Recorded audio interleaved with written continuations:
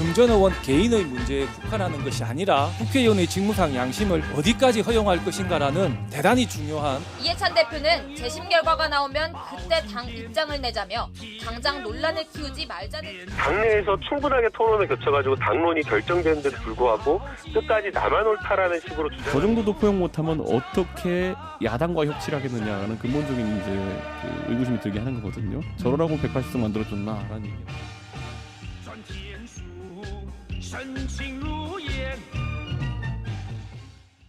예, 그야말로 갑론을박입니다. 당의 공식적인 입장은 강제적인 당론을 따르지 않아서 징계에 문제가 없다 이런 입장이지만 헌법 원칙과 국회법에 반하는 행위다라는 지적이 나오면서 논란이 일고 있는데요. 이른바 민주당 내 소신파 의원들은 오늘도 쓴소리를 이어갔습니다. 김혜영 최고위원의 발언 들어보시죠.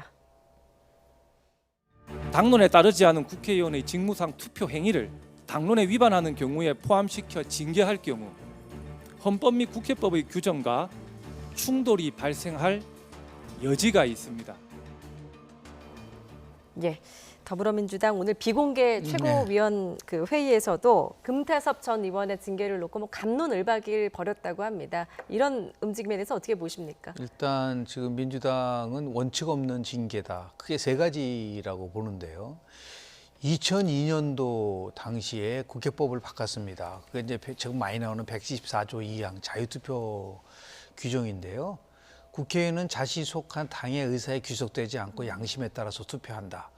김대중 정부 때 만든 겁니다. 그때 민주당은 김대중 정신을 계승한다면서요. 근데 2002년도에 만든 법이고요. 더 나아가서 헌법 제46조 2항 국회의원은 양심에 따라서 국익을 이익을 위해서 한다. 이렇게 나와 있어요. 또 두 번째 문제는 뭐냐면 다시 얘기해서 지금 민주당의 징계는 헌법과 더 나아가서 국회법을 위반하는 부분이고 두 번째는 뭐냐면 헌법을 보더라도요. 우리 헌법 8조에 뭐라고 나와 있냐면 정당의 운영과 조직과 활동이 민주적이어야 된다. 그래서 민주당이 그런 절차를 거친다는 조건으로 정당에다 국고부조금을 주는 거예요. 그리고 더 나가서 세 번째 중요한 거는 지금 징계는 민주당의 강령조차도 위반한 거다. 민주당 강령에 뭐라고 나오냐면 획일화된 정당이 아니라 다양한 아주 굉장히 다양한 의견을 반영하고 정당 민주주의를 실현하는 정당이 되겠다라고 자기 강령에서 얘기를 하고 있단 말이에요. 자 보세요. 국회법도 어기고 헌법도 어기고 지금 더 나가서 강령도 어기면서 당론이라고 얘기한다고 한다면 제가 볼 때는 이거는 정당 스스로가 자신들의 민주성을 스스로 훼손시키는 부분들이 굉장히 강하기 때문에 이것을 다른 것도 아니고요.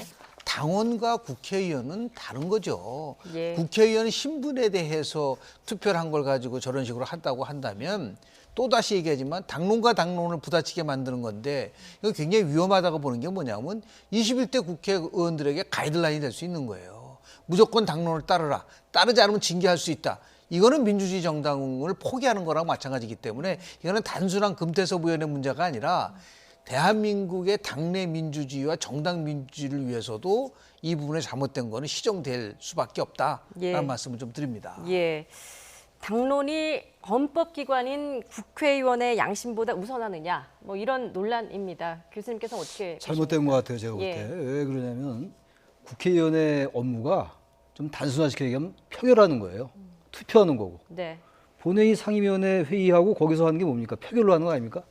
판사는 판결문으로 얘기하는 것이고 기자는 기사로 얘기하는 것이고 학자는 논문으로 얘기하는 거고 국회의원은 소신된 발언으로 하는 소신 있는 발언으로 하는 거예요. 그래서 면책특권이 뭡니까? 면책특권은 국회의원은 국회에서 직무상 행한 발언과 표결에 대해서 책임지지 아니한다가 면책특권 아닙니까? 예. 그래서 특권을 주는 거예요. 근데 지금 이 100번 양보해서 이 공수처법은 민주당의 수건 사업이었어요. 검찰개혁이라는 게. 그리고 당에서 대단히 쟁점적이고 당 여야의 그리고 진영 간에도 말이죠.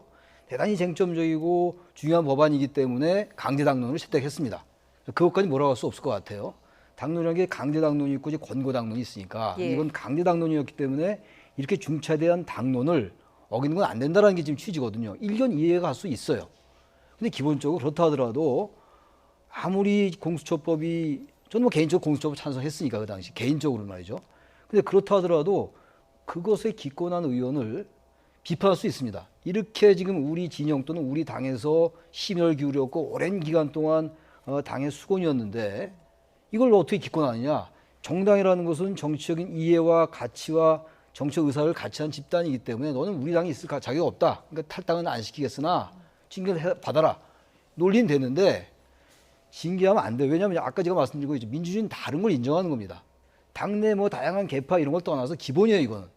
그 정당 민주주의라는 게 정당의 가장 기본이거든요. 예. 그럼 일단 기권한 부분에 대해서 비판할 수 있다 이런 얘기예요, 당내에서.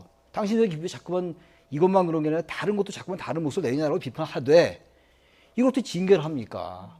민주당이 지금 권력을 차지했잖아요. 예. 입법 권력도 가지고 있고 행정 권력 가지고 있고 지방 권력도 있고 권력은 나눌수록 커지고 강해지는 법입니다.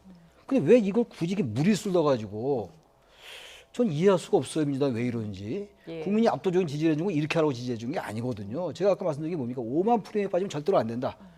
권력 행사할 땐 정당성과 도덕성을 가져야 돼요. 그러니까 징계한 이 자체가 도덕성 전환성이 없다고 제가 주장하는 게 아니라 예. 최소한도 이렇게 징계를 하면은 설령 공수처법에 찬성했던 저 같은 사람도 굳이 왜 저렇게 무리수를 두냐는 생각을 할 수가 있거든요. 그 당내에서 여러 목소리가 나오는 거 아닙니까? 지금. 예. 그럼 다 그분들 징계할 겁니까? 저는 이걸 재심 청구했기 때문에 좀 민주당이 생각을 좀 공수처법이 워낙 중요하니까 뭔가 이제 새로운 출발하기 위해서 당내 뭐 그런 어떤 질서를 바로잡기 위해서 그랬다면 오케이. 거기까지 이해할 수 있으나 더 나가면 안 될 것 같아요. 네. 지역구 당원이 자기 소속 정당 국회의원을 징계할 수 있는 유일한 길은요.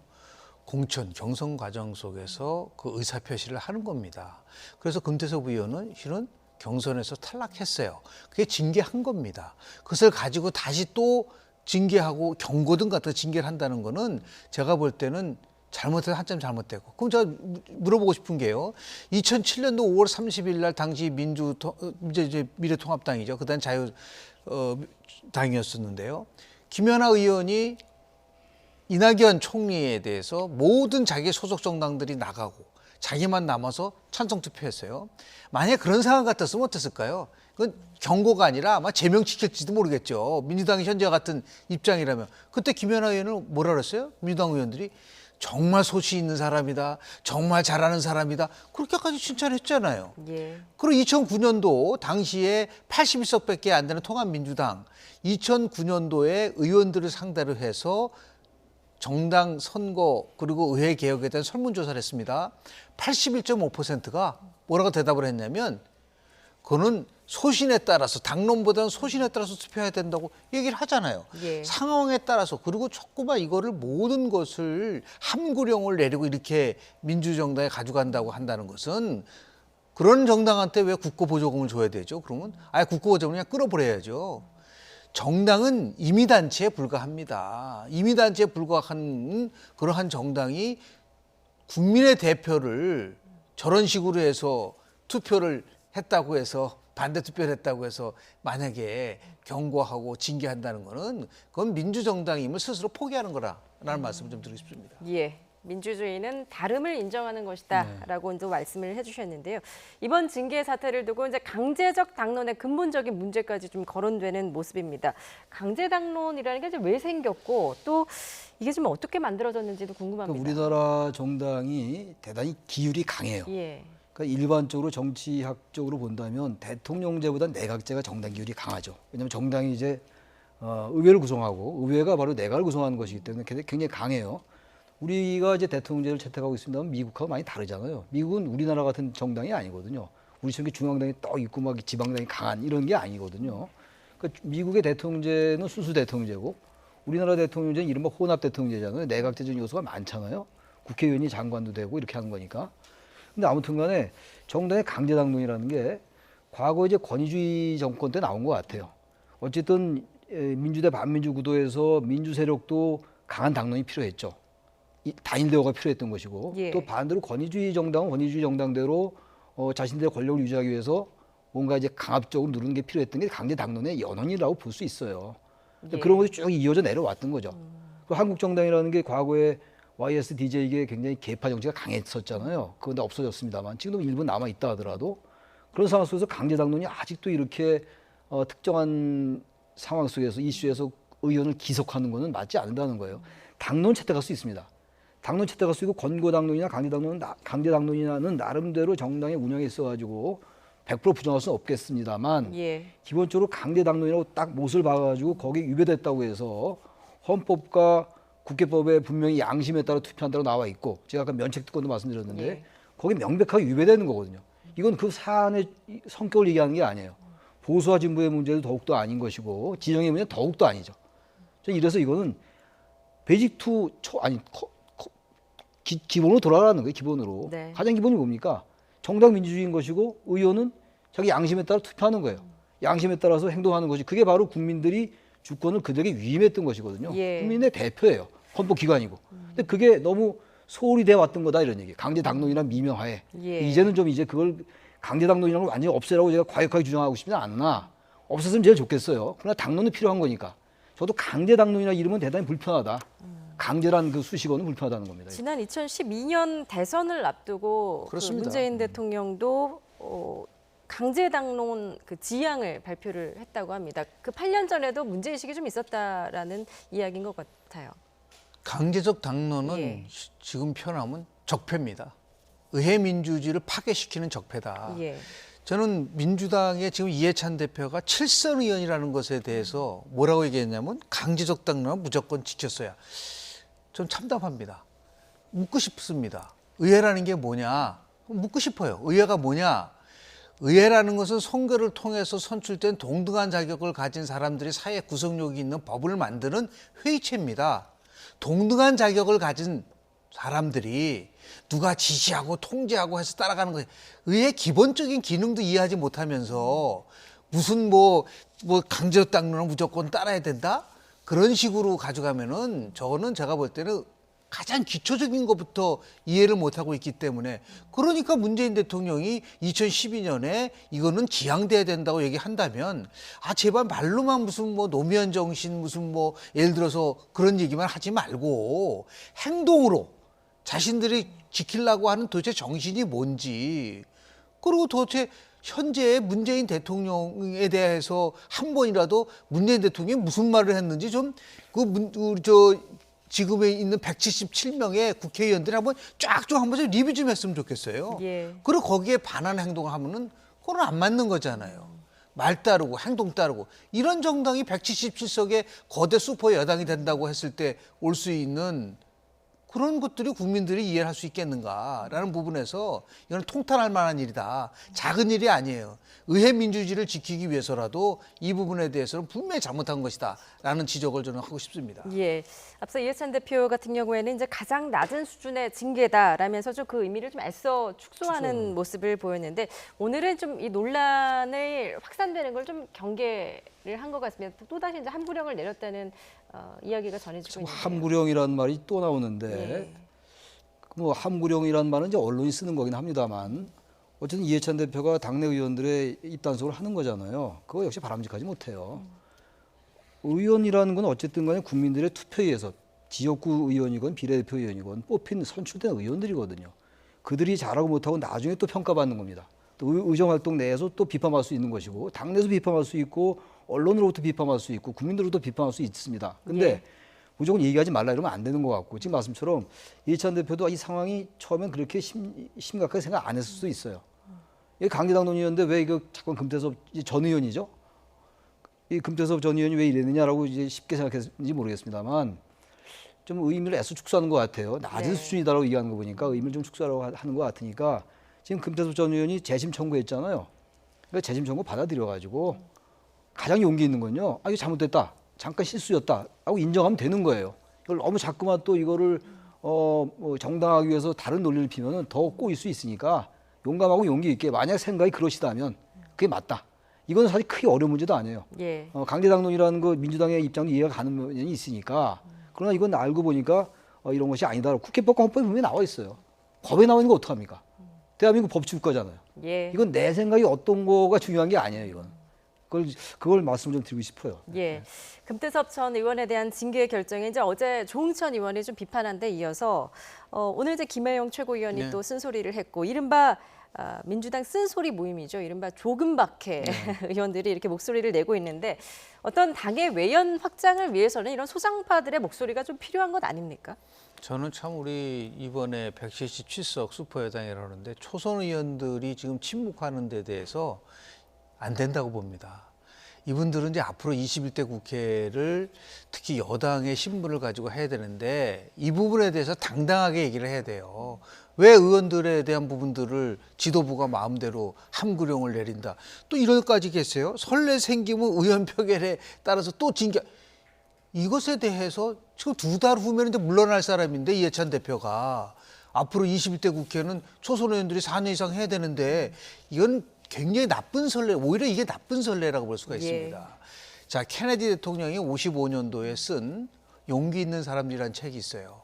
미국 상원 의원 8명이 정말 소신을 가지고 활동한 것을 하버드 대학교 학사 자기 논문 쓸 때 한 거를 책으로 만든 겁니다. 용기인 거죠. 그 8명의 상원의원의 용기가 미국의 민주주의와 의회주의를 발전시켜 성숙시켰다. 그러니까 그런 말을 좀 저는 초선 의원들이 좀 했으면 좋겠어요. 기죽 들지 말고 그런 것에 있어서 변화를 줘야지 몸집만 크고 행동은 마치 유아적 것처럼 보이고 이런 것에 대해서는 국민들의 민심은요. 안 보는 것 같지만 다 보고 안 듣는 것 같지만 다 듣습니다. 저런 식으로 정말 위험한 길을 가면은 언제 민심이 돌변할 수도 있다라는 말씀을 꼭 좀 전하고 싶습니다. 예, 초선 의원들도 눈치 보지 말고 소신을 밝혀야 된다라고 말씀해 주셨는데 오늘 한 초선 의원이 좀 소신을 밝혔습니다. 김남국 의원. 당 조치를 좀 옹호하면서도 금태섭 전 의원을 좀 강하게 비판해서 논란이 되고 있는데요. 관련 발언 직접 들어보겠습니다. 금태섭 전 의원님께 아쉽다라는 생각은 당내에서 충분하게 토론을 거쳐가지고 당론이 결정되는데도 불구하고 끝까지 나만 옳다라는 식으로 주장하는 것은 가지는 않다라고 보입니다. 자신의 생각이 소중하고 굉장히 옳다라고 믿는 만큼 또 그만큼 타인의 생각도 존중해줘야 되는데 그런 점이 좀 많이 부족하지 않았나라는 그런 생각도 듭니다. 예, 뭐 어떻게 보면은 이 김남국 의원도 자신의 소신을 밝혔다라고도 할 수 있을 것 같은데 그런데 좀 말이 바뀌었습니다. 전날까지만 해도 금태섭 전 의원의 소신 행보에 대해서 굉장히 옹호를 했거든요. 그런데 하루 만에 이기적이고 표리부동한 자신 모습을 좀 돌아보셨으면 좋겠다라는 또 비판을 이어갔습니다. 김남국 의원이 초선 의원인데 굉장히 언론을 많이 탔어요. 예. 패널로도 많이 나왔고 저도 개인적으로 잘 압니다. 근데 지난번에 이제 금태섭 의원의 지역구에 이제 그 경선을 신청했다 다른 쪽으로 갔단 말이죠. 근데 지난해 조국 사태 때 상당한 이제 그 존재감을 드러냈어요. 김남국 변호사가. 지금 이 얘기는 전 사실 몇 개 단어만 빼면은 이거 이른바 조금박해 의원들이 한 얘기인 줄 알았어요. 당의 초선 의원들 지금 뭡니까? 이 금태섭 의원 상황에 대해서 당이 이렇게 하면 안 된다고 얘기했던 이른바 아까 말씀하신 조금박해, 뭐 조응천, 박용진 이런 분들 그 성 이니셜 따서 조금박해 이렇게 했는데 나오네요. 근데 이게 이렇게 하는 건 이것도 맞는 말이에요. 김남국 의원은 개인 소식이긴 한데 다른 걸 인정하고 나만 옳다는 주장이 옳지 않다. 이거는 적어도 지금 김태섭 전 의원한테 할 얘기는 아닌 것 같아요. 지금 대다수가 어쨌든 간에 당론에 따랐던 거라면은 김남국 의원의 논리가 좀 이제 논리적 정합성이랄까 정합성. 이 좀 부족한 것 같아요. 제가 볼 때. 예. 이건 뭐 나름의 김 의원의 소신 발언인지 모르겠으나 예. 또 바로 전날하고 또 얘기도 바뀌었고 이런 부분들이 글쎄요. 이건 소신 발언이라기보다는 조금 다른 측면에서 이해할 수 있다고 생각합니다. 예, 김남국 의원의 주장은 당론이 결정됐으면 나만 옳다는 주장은 옳지가 않다. 차라리 그러려면은 충돌이 잦으면 차라리 무소속으로 활동하라라는 지적이거든요. 어떻게 생각하십니까? 의회 정치 공부 좀 다시 좀 했으면 좋겠어요. 예. 벼랑간 의원이 돼서 뭐 이기적이고 표리부동한다고 얘기를 했는데 금태섭 의원 제가 볼 때는 오히려 김남국 의원이 기회주의적으로 아부하는 발언을 하고 있는 것 같아요. 표리부동이 누가 표리부동을 했느냐. 제발 우리 의원들도 좀 전문성을 가지고 공부하는 그런 모습으로 보고 누구를 대표하느냐. 국민을 대표하는 거거든요. 그러니까 헌법에도 나와 있는 거잖아요. 국민은 자신의 국익을 이익을 위해서 양심에 따라서 한다고 했고 국회법과 헌법에 나와 있는 부분들이 있는데 저분은 변호사 출신 아닌가요? 최소한도 변호사 출신이라고 하면 헌법과 국회법을 좀 제대로 읽고 이해하고 그런 부분들을 해야지 저런 식으로 마치 인기를 끌려고 하는 듯한 특정한 진영에 있어서의 지지를 받기 위한 저런 행동을 한다고 한다는 거는 굉장히 제가 볼 때는 잘못된 길을 가고 있다라는 부분들을 꼭 지적을 좀 하고 싶습니다. 예. 금태섭 전 의원은 이제 말씀하셨듯이 어제 재심을 청구했는데 그 재심 신청서에 징계를 반박한 5가지 이유를 보니까요. 첫 번째는 이제 징계 사유 규정 적용에 문제가 있다. 그리고 두 번째는 당론과 다른 표결위원회 징계 사례는 없었다. 그리고 헌법과 법률 위반 조치다. 또 민주당 강령에 위배된다. 임기 종료일에 심판 결정을 보낸 것도 유감이다. 이렇게 5가지 이유를 밝히면서 재심 신청을 했다고 합니다. 재심 결과 좀 바뀔 가능성에 대해서는 어떻게 보십니까? 글쎄요, 제가 뭐 전혀 예단하기 어렵죠. 근데 제가 볼 때는 바뀔 가능성이 있을 것 같아요. 이거는 이 합리와 보편 상식의 영역인 것 같아요. 이 부분은 정책 입장에 따라서 김남국 의원처럼 이렇게 다른 입장을 얘기할 수도 있고 민주당 내 의원들의 생각이 대다수 어떤지 모르겠습니다. 제가 다 얘기해 보지 않아서 모르겠는데 아무튼 간에 중요한 거는 합리와 보편 아니겠어요? 그리고 또 하나는 법이거든요. 지금 징계 사유에 이제 대항하는 저 나름의 논리가 있는데 예. 뭐 저걸 다 인용하지 않는다 하더라도요. 일단 헌법과 국회법이 위반되는 것이고 또 하나 어쨌든 의원이 이 자신의 업무로 행한 표결, 투표 이 부분을 당이 징계하는 건 맞지 않습니다. 저는 그래서 민주당이 여론에 부응한다면 아마 바뀌지 않을까. 그게 좀 보편적인 생각이라고 보는데 모르겠습니다. 어떤 판단을 내릴지는 지켜봐야 될 것 같아요. 여론에 부응한다면 바뀔 가능성도 있다라고 해주셨는데 지금 뭐 징계 정당성에 대해서 지금 민주당 내부에서는 좀 의견이 엇갈리고 있는 것 같습니다. 그렇기 때문에 재심이 확정될 수도 있는데 그렇게 되면 또 후폭풍이 만만치 않을 것 같거든요. 윤리심판원의 구성원이 어떻게 되는지 좀 확인하고 싶어요. 그분들이 어떤 그 이유에서 했는지 모르겠지만 잘 모르잖아요. 윤리심판원이 누군지에 대해서도. 그리고 정말 이런 부분들에 대한 것들을 재심 결과를 기다리고 한다면 제 개인적인 생각이지만 당대표가 바뀌고 나서 한번 정말 냉정하게 다시 한번 했으면 좋겠다. 지금 뭐 당대표가 저렇게 강력하게 당론을 따르지 않으면 징계를 할 수밖에 없다고 하는데 또다시 재심 청구를 해봤자 결과는 똑같이 나오지 않겠습니까? 그런 의미에서 봤을 때 이건 지금 그렇게 중요한 문제가 아니기 때문에요. 이제 어차피 8월 달 되면은 이해찬 대표는 물러나게 돼 있고 새 대표가 들어오게 되면 그 새 대표에 의해서 새로 윤리심판원을 구성하고 그리고 거기서 이 문제를 가지고 공식적으로 다시 한번 제대로 됐나 안 됐나라고 평가하는 것이 저는 옳은 길이라고 보고요. 지금 상황 같아서는 제가 볼 때는 뭐 재심 청구가 아니라 뭐 재재심 청구한다 하더라도 결과는 비슷하게 나오지 않을까. 그런 면에서 좀 회의적이다라는 말씀 좀 드립니다. 예, 뭐 국회의원 소신의 징계를 한 것이 맞는가라는 논란 앞으로도 좀 쉽사리 그칠 것 같지는 않은데요.